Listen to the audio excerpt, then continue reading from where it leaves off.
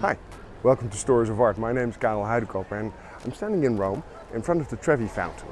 And it's early morning, actually as early as I could come just when the sun starts to hit the fountain. Don't worry, I'll get you better pictures in a minute, but it's one of those most popular landmarks in the entire city, and you might actually wonder why. I mean, it's a very pretty fountain, that's for sure. But there's some peculiar reasons that it's this popular. Because this is what it's like any other part of the day. And you have to understand that I made this footage in February, which is the low season, actually the lowest of the low season. People come to Rome this time of year to avoid crowds and standing in line. And, well, also it must be clear that I filmed this pre-pandemic. In fact, it's only about a week and a half later that the city started to shut down in February of 2020.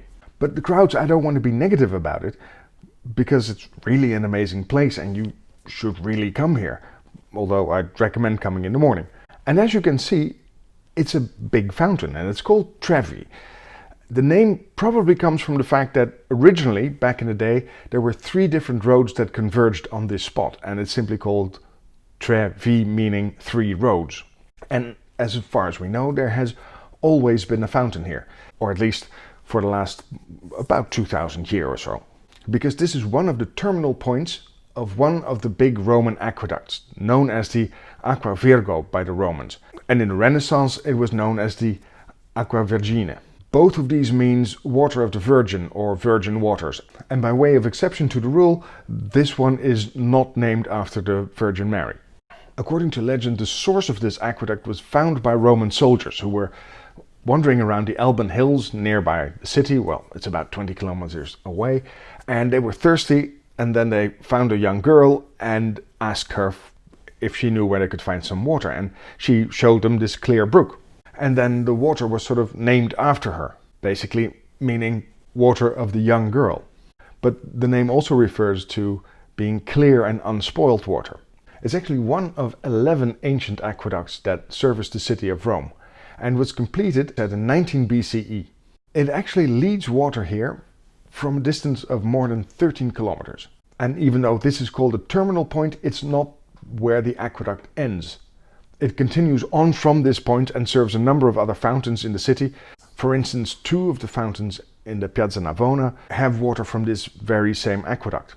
And the final point where it ends up are the baths of Marcus Agrippa, which are about 7 kilometers away from here. So the total length of the aqueduct is about 20 kilometers. The whole thing actually was built under Marcus Agrippa.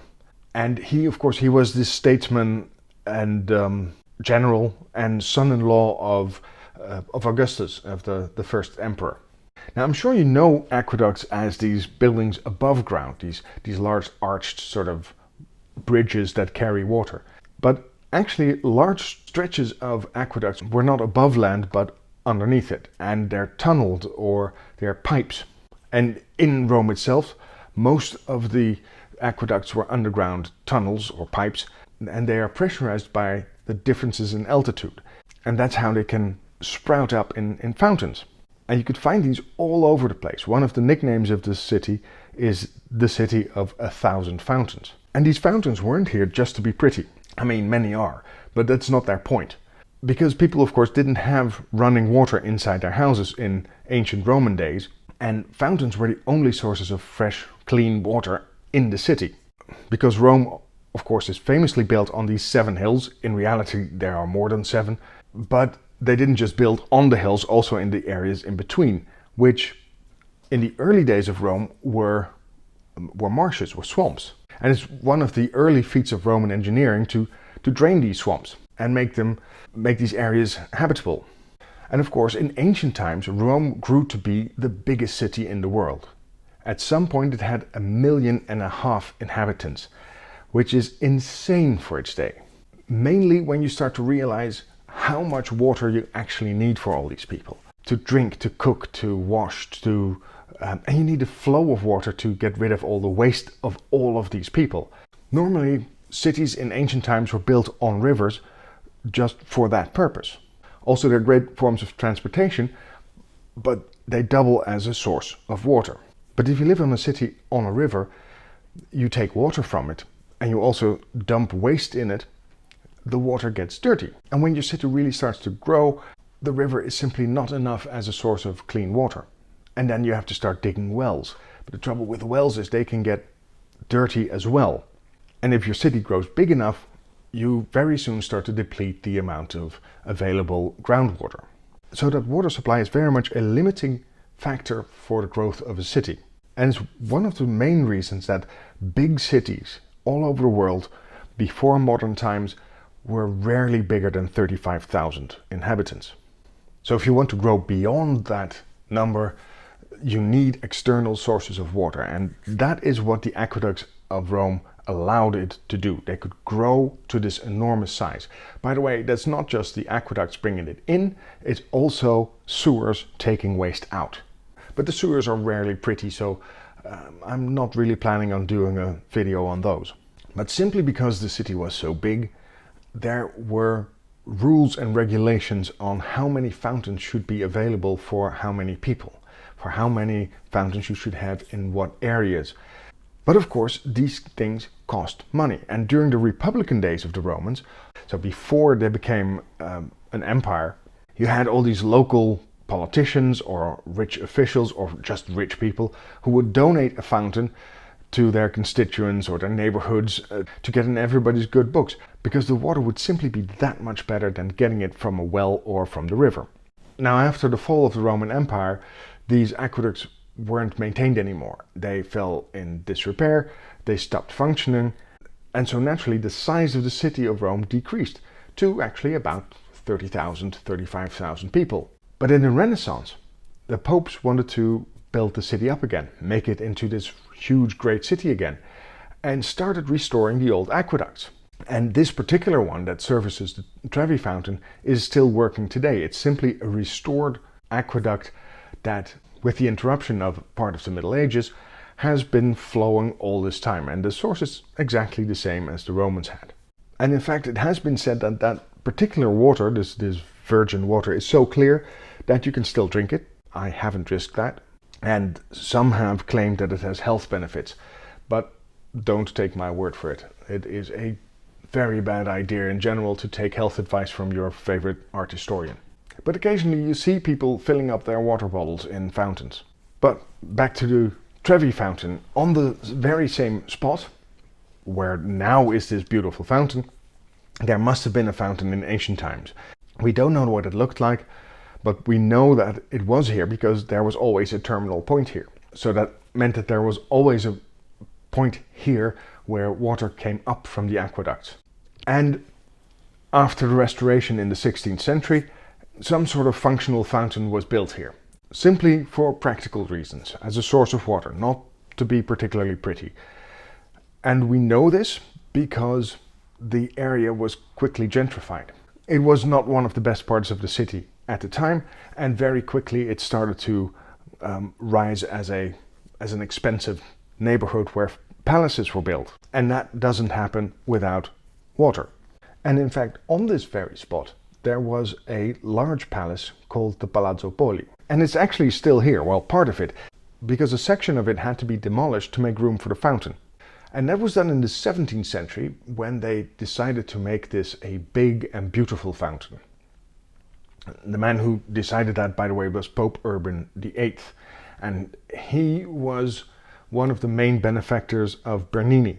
So he got Bernini the job, and he started working on it in 1629.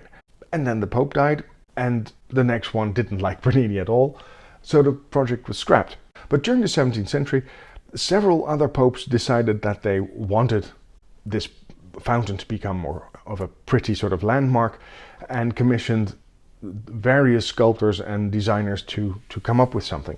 But it was actually Pope Clement the 12th that decided to actually do something about it, and he lived in the 18th century. This was about the 1730s, so about a century after Bernini's project had been scrapped.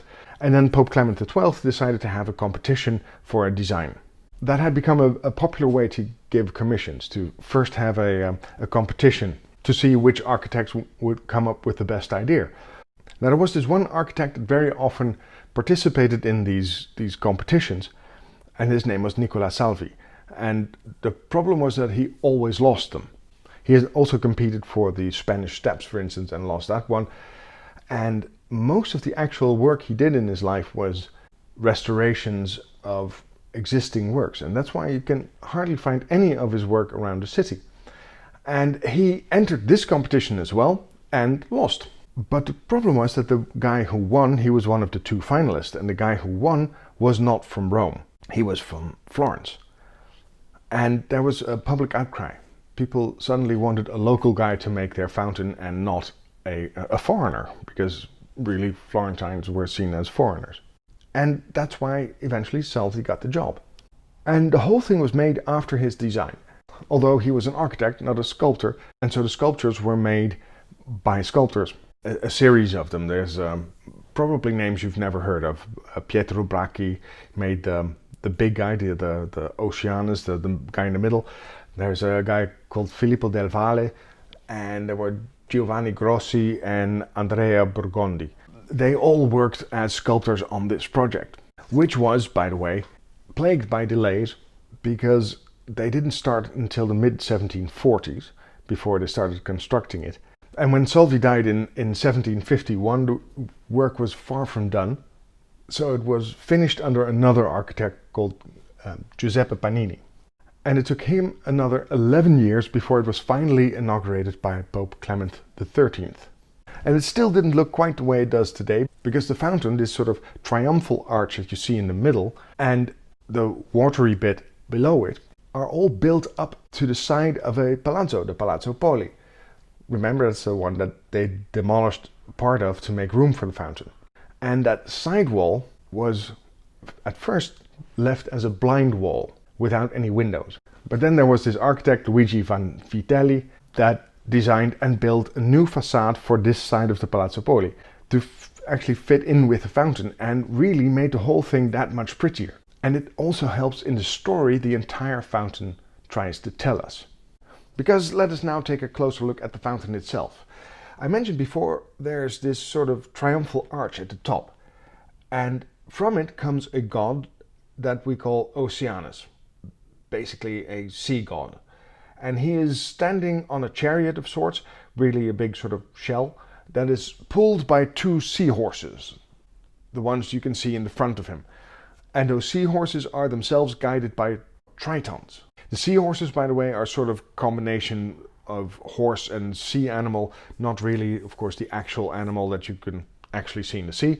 And tritons or tritons, there are demigods, assistant gods that are part fish, part man, and usually their job is to announce the coming of a god by blowing on shells. Now, it can't come as a surprise that the main theme of the fountain has something to do with water, but it's not just any old water, it's water that comes in order. It comes from nature and becomes ordered. Because Oceanus doesn't just bring forth the water, he brings order to the water and to nature. And we can see that because he comes from this sort of triumphal arch that has a design and architecture, and before him the water flows over these rugged rocks that are, of course, carefully made to look natural and disordered.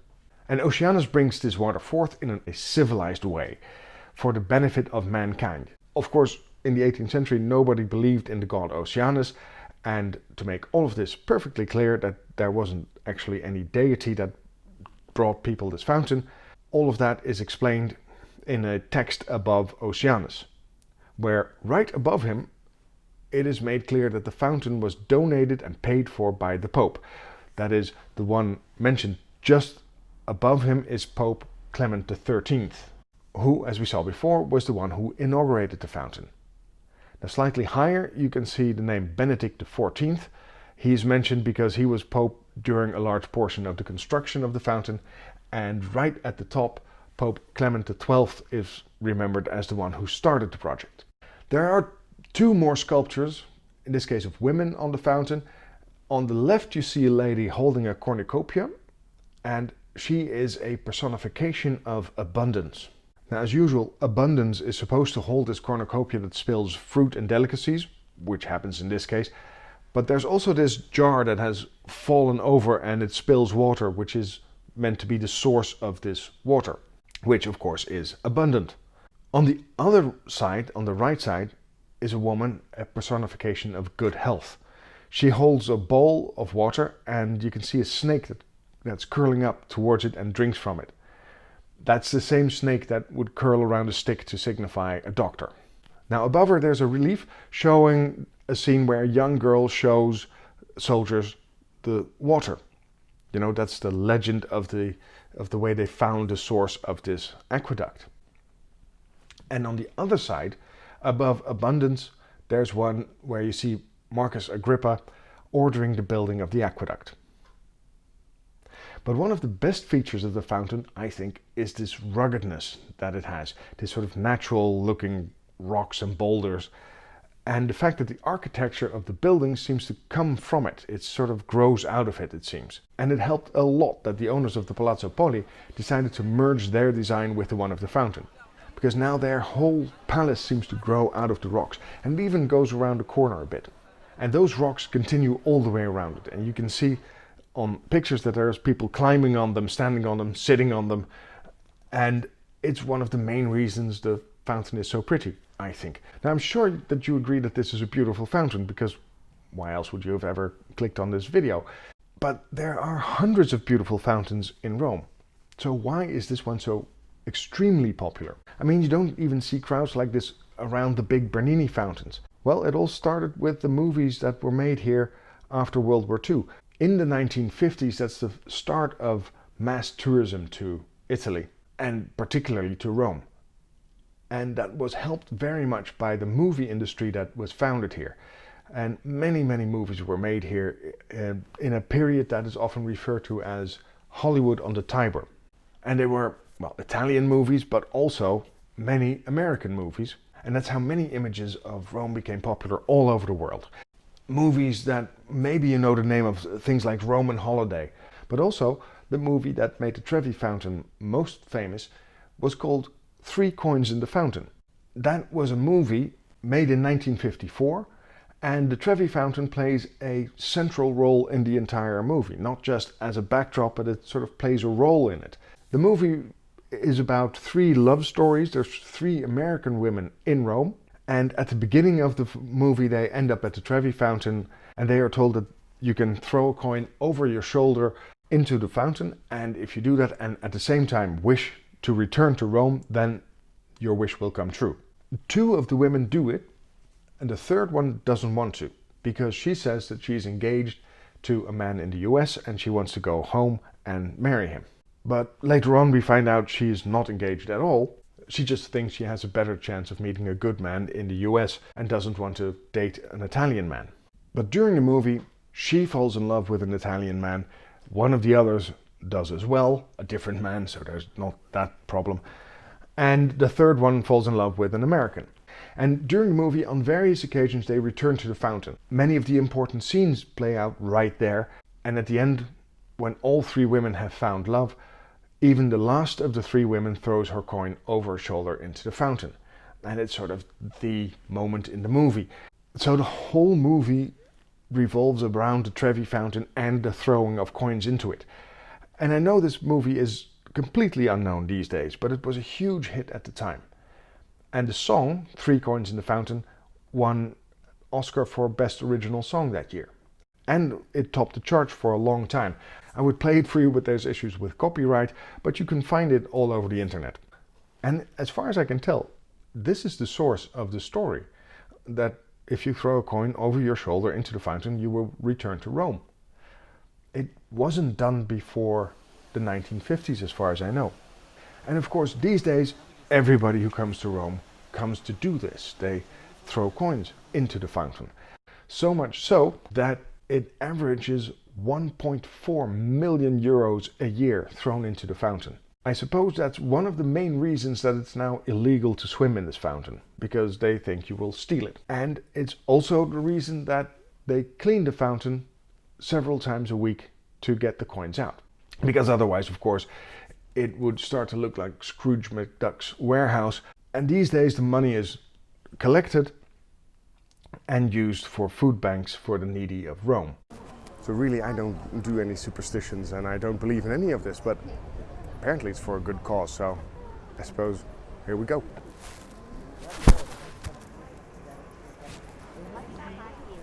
Sure, that works. In any case, thank you very much for watching. If you like this video, then give us a thumbs up and maybe even subscribe to the channel. And thanks for watching. See you again soon.